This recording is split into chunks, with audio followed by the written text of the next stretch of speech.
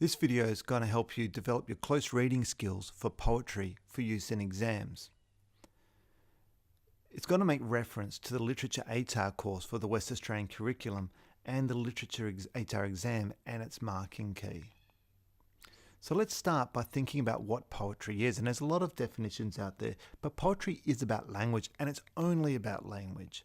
It makes the familiar strange, it makes the strange familiar, and it condenses sometimes complicated and difficult ideas. Now, there are lots of other definitions out there, and no doubt someone will say, I've not quite captured what poetry is, and that's fine, and that's no doubt true. But I'm trying to help you to be able to decode poetry under pressure in an exam by giving you the simplest version possible. Now, let's start by decoding the marking key. Your marks are derived from these four areas: reading of text, use of evidence, literary concepts and terms, and expression of ideas. You'll note that while readings of text has 7 marks, it is only one of 4 items on the marking key, which does mean that you could be a bit wonky on your reading and still get a really good score if you back it up with evidence, use literary concepts, and express yourself really well. So you can take a bit of pressure off yourself if you get a poem in front of you and you really don't know what to do with it. So the rest of this video is going to help you to be able to overcome that hurdle.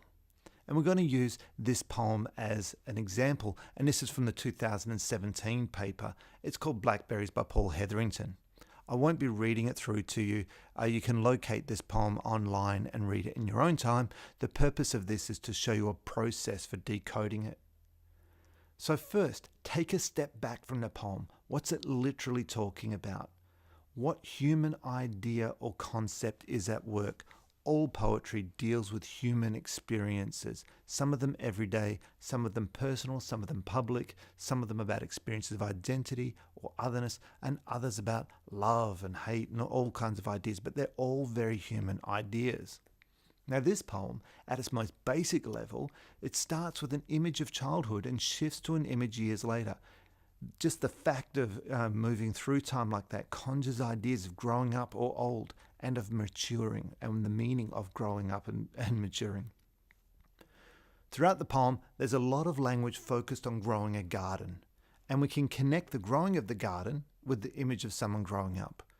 So that's taking a step back. That's just looking at what's literally going on in this poem without even going line by line. So let's break down this idea of growing up that I saw there. There are 3 periods of time in this poem. It even opens with that first word, childhood. This poem really signals it. Building a garden in the backyard, childhood crushes, where it says 12-year-old girl straddling a fence and laughing at your shyness. Then we have years later, and that's accompanied by extending the garden. But there is this reference here to no blackberries, which would choke and need poison. And then he says that this friend of his has married the wrong girl, that he loved the other girl. And then we have this shift to the current time, to now. We have planting back blackberries. And I think there's an image of regret in there, the nature of the blackberries, when I connect that back to having married the wrong girl. So now I've actually identified, just by looking at a broad overview of the poem and looking at it from the umbrella view, now I can actually do a dive into the analysis and connect it to language. And these are the kinds of things I might see. But I would start with a list of terms that I would have in my head going to every exam.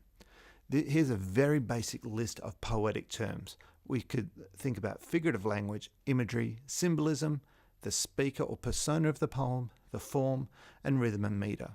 There's lots more terminology out there, I know, and there's probably some really good ones that I've missed out here. I haven't got alliteration in there, for instance, but if you've got nothing else, these terms would be there, and I would hope you would know these terms by now. If any of them are unfamiliar to you, get revising and learn what those terms are.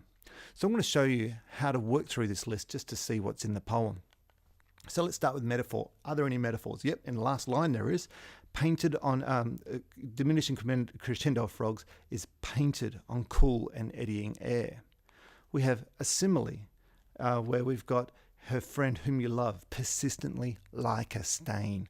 I really love that use of simile because it connects to the title, the blackberries.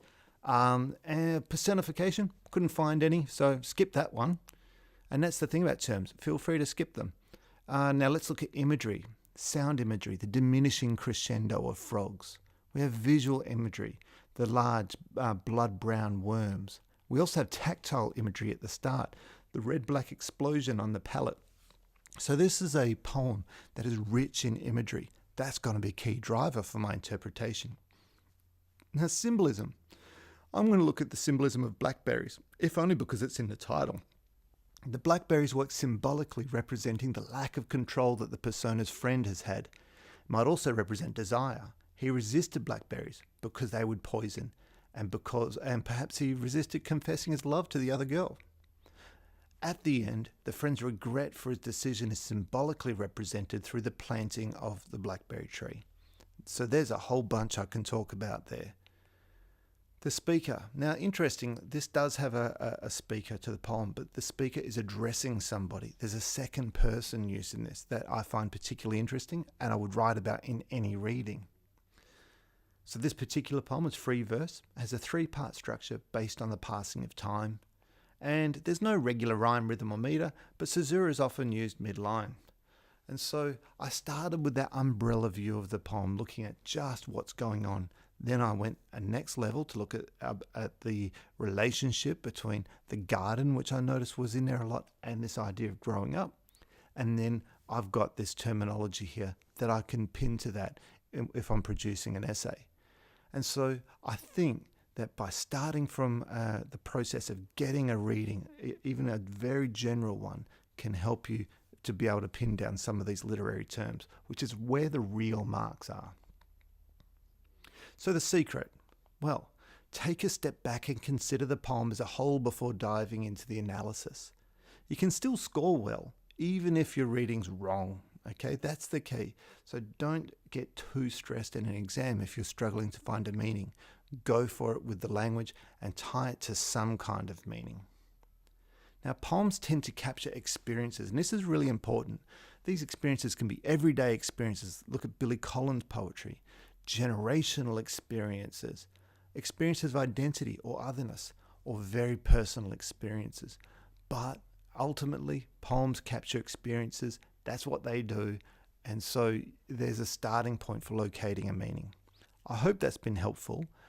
Good luck in your revision and good luck in the practice for your exams.